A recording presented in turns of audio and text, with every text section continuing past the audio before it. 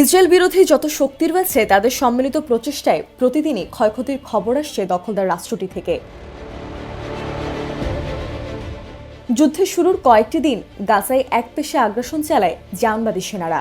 সে সময় পশ্চিমা মিডিয়া ফলাও করে প্রচার করে ফিলিস্তিনিদের দুঃখ দুর্দশার কথা, অথচ প্রতিরোধের গল্পটা যেন চাপা দেওয়া হয় সন্তর্পণে।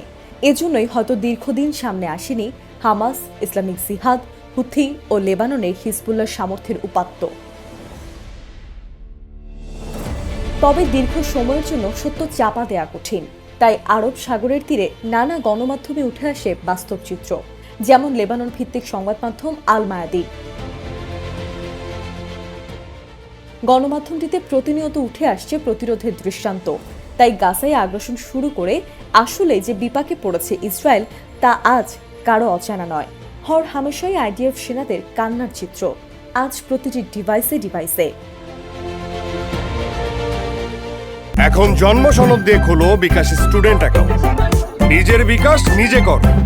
আল মায়াদিন জানায়, ইরাক ও সিরিয়া ভিত্তিক প্রতিরোধী গোষ্ঠী ইসলামিক রেজিস্ট্যান্স ইন ইরাক বর্তমানে ইসরায়েলের নতুন মাথা ব্যথার কারণ। সেই সাথে পুরনো শত্রু যুক্তরাষ্ট্রের জন্য গোষ্ঠীটি এক দীর্ঘশ্বাসের নাম। ইরাকের ইসলামিক রেজিস্ট্যান্স মঙ্গলবার সকালে জানায়, ইসরায়েলের আল রাশদাত বা ইলাত অঞ্চলে হামলা করেছে তারা, যাতে তাদের মূল টার্গেট ছিল জাহানবাদীদের গুরুত্বপূর্ণ নানা স্থাপনা।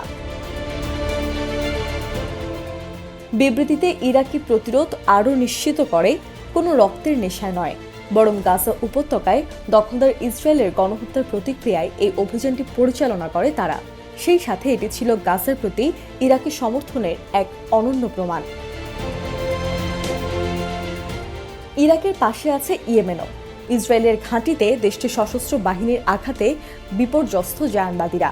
ইয়েমেনের সশস্ত্র বাহিনীর মুখপাত্র ব্রিগেডিয়ার জেনারেল সারি সোমবার বলেন, ইরাকি ইসলামিক প্রতিরোধের সাথে মিলে একটি যৌথ অভিযান পরিচালনা করেছে সশস্ত্র বাহিনী। এতে বড় ক্ষয়ক্ষতির মুখে পড়ে ইসরায়েল ইলাত বন্দর।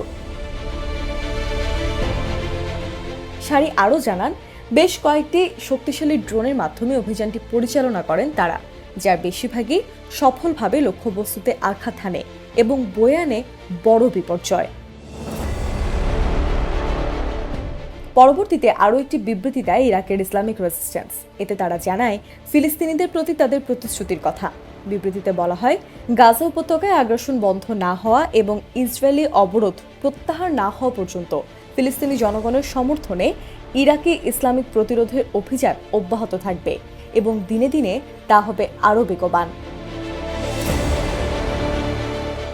এর আগেও ইসরায়েলের উত্তরাঞ্চলের ঝড় তুলেছিল ইরাকের ইসলামিক রেজিস্ট্যান্স। দখলদার রাষ্ট্রটির হাইফা অঞ্চলে বেশ কিছু ক্রুজ ক্ষেপণাস্ত্র দিয়ে ঝাঁপিয়ে পড়ে তারা। হাইফার বাসিন্দাদের বাধ্য করে বাংকারে আশ্রয় নিতে। মুহুর্মুহু হামলা চালিয়ে হাসপাতালে পাঠায় বেশ কয়েকজন ইসরায়েলি সেনাকে।